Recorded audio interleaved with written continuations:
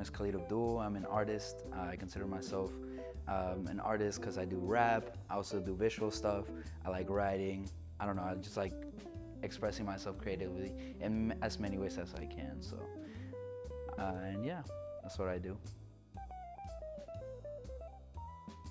So ever since I was little, I think the first thing I started doing was writing. Like I liked writing like in fourth grade, and I also at the same time I started drawing, and I carried that up with me until I was like in high school. I did like AP drawing in high school as well. I did band, so I've always been creative. Like I don't like only expressing myself in like one form of art. And I liked making videos, I liked acting in YouTube videos and stuff like that. So I started visually, and then once I got older, I really liked, you know, what artists had to say and being part of something bigger. So I like made music like my main form. The different art forms show like a different part of me. Like I think sometimes when I make music, it might be like an exaggerated version of a specific part of myself in a specific song, or when I'm drawing, it's just like a, you know, like a free flow of just consciousness, and I just draw what I feel like sometimes. So that's like me just feeling and just making art and not like thinking too much. While sometimes when I make music, it's like more of me like thinking what I have to say. So it's like different parts of me, but they're still all me. Okay, so it usually like it happens after like a life event happens to me, or like something peculiar, someone tells me, or I think of something. Like the most recent example is like I've been wanting to get a tattoo, but like I don't know what to get, and like it was just a conversation I had with someone, and I don't remember who it was, and I was like, one day when I started writing, I was like, you know, like I wasn't like, oh, I'm gonna make a song about this. I just started writing, and it started going in that direction. So I just went all in with it, and you know, I'm still in the process of like putting it on streaming, but it goes through that, and then I like usually go to, you know, a collaborator, because I like working on music with people. I'm not a fan of doing it all by myself, so I'll go to like Aaron or someone else, and like, oh, I show them the demo, and then like they might input their own ideas and stuff like that, and collaborating, and then you know, it goes through that process, and then mixing, mastering, and then boom, I put it on streaming. And then also like thinking about like the visual stuff, like what can I do to make this like, you know, bigger than just like, you know, whatever you listen on streaming. Like what poster can I do, what video can I do with it, how can I express it in like its full extent, instead of just like boom, here's a song. So I think about all that, and that's basically the process.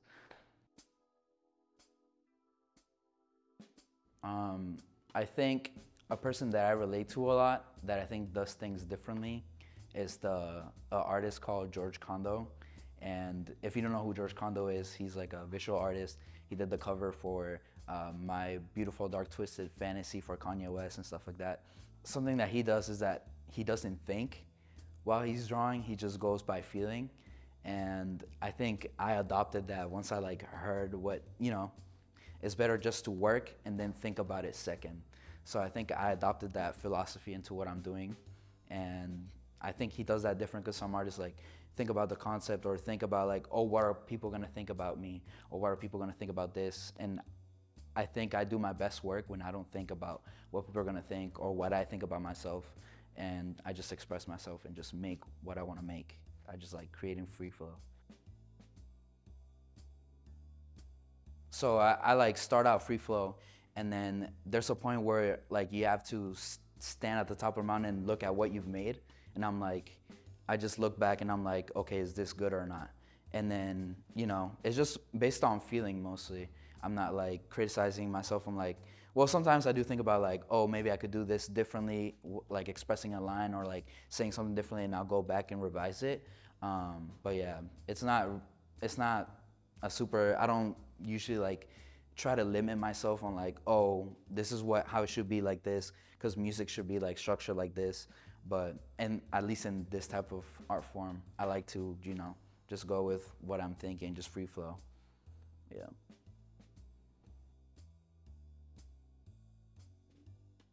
I think the difference between, for me as an artist, I think you can't really get how I feel about a song when when you just listening on streaming, you can infer how I feel about it or what I think about it. But when you go out and you come see me live, I think you can see like everything, like you can see my expression and what I was thinking at the moment, or how that my thoughts that I put on the track make me feel. And I think it's easier to translate that to a listener if you come out and see the person live, just telling you what they're spitting or like saying their truth on this track is like different than just listening to what they're saying. You get to like see it, hear it, feel it, and you know, you're like part of what they thought at that moment. My favorite is definitely like after shows. Like I like hearing like, you know, if you like the song or it helped you with something, you can interact with me which whatever way you want. I'm cool. I like talking to everyone. I like hearing, you know, people's thoughts or what they got to say. But I think after a show, like it's a little bit different because we went through like this experience together. Like I just like told you about myself or told you like something I thought or something I created, and you like took that in. It like means a lot to me. So if we have a conversation after we just went through that, it like takes it to another level. And you know, I used to remember those people that I talked to after shows. So come say hi if I ever have one. Yeah. It really depends on how I feel. Like I'll hear the beat, and sometimes I immediately know like, oh, this would sound cool in English, or like, because I think I like go into different flows in different languages for some reason. I think it has to do with like the rhymes, like the vowels, or like the what's it called, the consonants.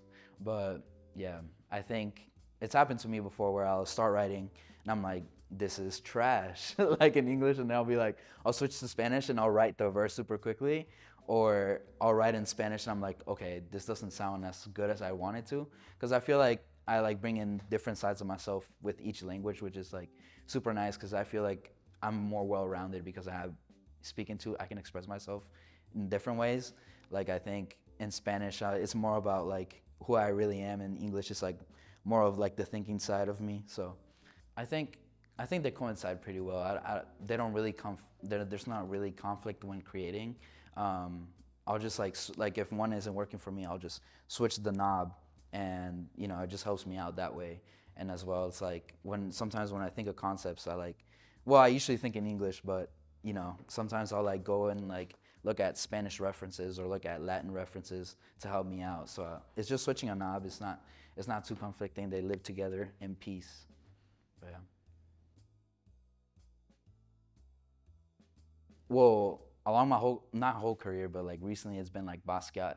And I don't know, I just go back and look at what he's done, and I look at his career and I look at how his thought process was. I like mostly looking at artists that do other types of things, not necessarily just music. That way I can bring that into the music side. Like Basquiat, George Condo. I also like looking at like, let me think musically, maybe like Calle 13. But yeah, Tyler the Creator. Yeah, those are my thoughts.